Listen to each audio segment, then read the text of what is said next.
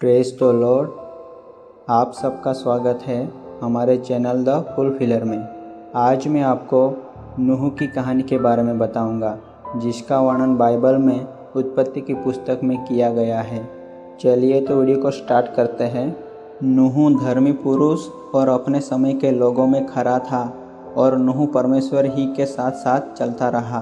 परमेश्वर ने जब पृथ्वी पर दृष्टि की तब पृथ्वी बहुत सुंदर थी, परंतु आदम और हवा के पाप करने के कारण उस समय पृथ्वी परमेश्वर की दृष्टि में बिगड़ गई थी और उपद्रव से भर गई थी। और परमेश्वर ने पृथ्वी पर जो दृष्टि की तो क्या देखा कि वह बिगड़ी हुई है, क्योंकि सब प्राणियों ने पृथ्वी पर अपना अपना चाल चलन बिगाड़ लिया है। तब परमेश्वर ने नूह से कहा, सब प्राणियों के अंत करने का प्रश्न मेरे सामने आ गया है, क्योंकि उनके कारण पृथ्वी उपद्रव से भर गई है। इसलिए मैं उनको पृथ्वी समेत नष्ट कर डालूंगा। इसलिए तुम गोपेर वृक्ष की लकड़ी का एक जहाज बना ले, उसमें कोठरियाँ बनाना और भीतर बाहर उस पर राल लगाना। और परमेश्वर ने नूह को जहाज बनाने की आज्ञा दी और यह भी कहा कि सुन, और पृथ्वी पर जल प्रलय करके सब प्राणियों को जिनमें जीवन का प्राण है आकाश के नीचे से नष्ट करने पर हूँ, और सब जो पृथ्वी पर है मर जाएंगे। परंतु तेरे संग में वाचा बांधता हूँ, इसलिए तू अपने पुत्रों, स्त्री और बहुओं समेत जहाज में प्रवेश करना। और सब जीवित प्राणियों में से तू एक एक जाति के दो अर्थात एक नर और एक मादा जहाज में ले जाकर अपने साथ जीवित रखना।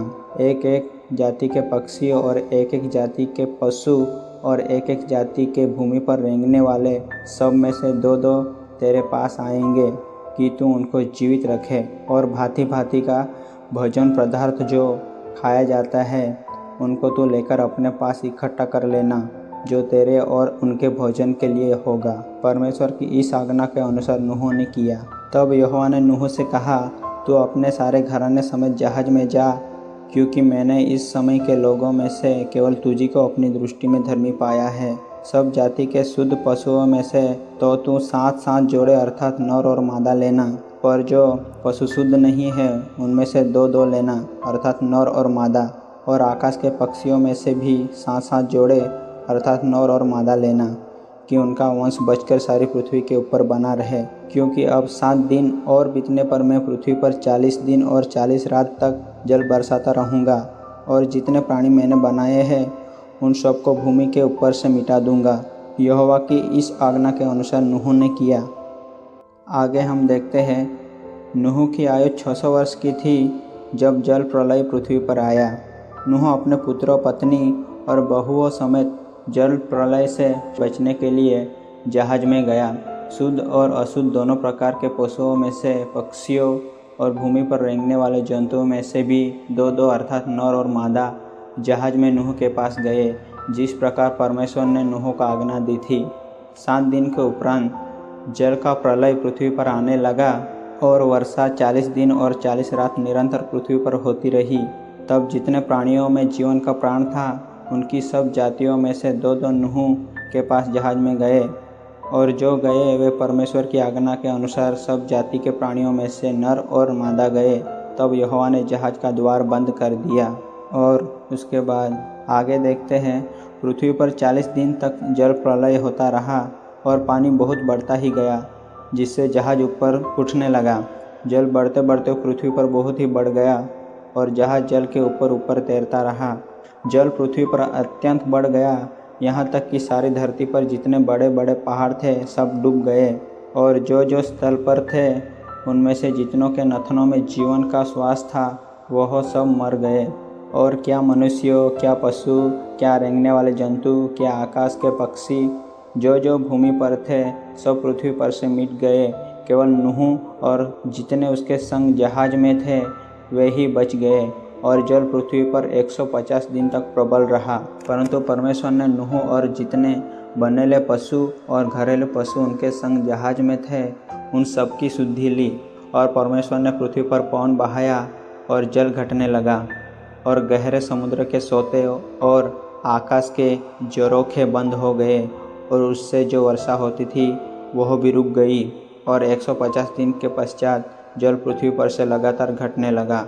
फिर ऐसा हुआ कि 40 दिन के पश्चात नूह ने अपने बनाए जहाज की खिड़की को खोलकर एक कौवा उड़ा दिया। जब तक जल पृथ्वी पर से सूख न गया तब तक कौवा इधर उधर फिरता रहा। फिर उसने अपने पास से एक कबूतरी को उड़ा दिया कि देखे कि जल भूमि पर से घट गया है कि नहीं। उस कबूतरी को अपने पैर टेकने के लिए कोई आधार न मिला तो वह उसके पास जहाज में लौट आई, क्योंकि सारी पृथ्वी के ऊपर जल ही जल छाया हुआ था। तब उसने हाथ बढ़ाकर उसे अपने पास जहाज में ले लिया। तब और 7 दिन तक ठहरकर उसने उसी कबूतरी को जहाज में से फिर उड़ा दिया और कबूतरी सांझ के समय उसके पास आ गई तो क्या देखा कि उसकी चोंच में जैतून का एक नया पत्ता है। इससे नूह ने जान लिया कि जल पृथ्वी पर घट गया है। फिर उसने 7 दिन और ठहरकर उसी कबूतरी को उड़ा दिया और वह उसके पास फिर कभी लौटकर नहीं आई। जब जल पृथ्वी पर से सूख गया तब नूह ने जहाज की छत खोलकर क्या देखा कि धरती सूख गई है। तब परमेश्वर ने नूह से कहा, तू अपने पुत्रों, पत्नी और बहुओं समेत जहाज में से निकल आ। क्या पक्षी, क्या पशु, क्या सब भांति के रेंगने वाले जंतु जो पृथ्वी पर रेंगते हैं, जितने शरीरधारी जीव जंतु तेरे संग हैं, उन सब को अपने साथ निकाल ले आ कि पृथ्वी पर उनसे बहुत बच्चे उत्पन्न हो और वे फूले फले और पृथ्वी पर फैल जाए।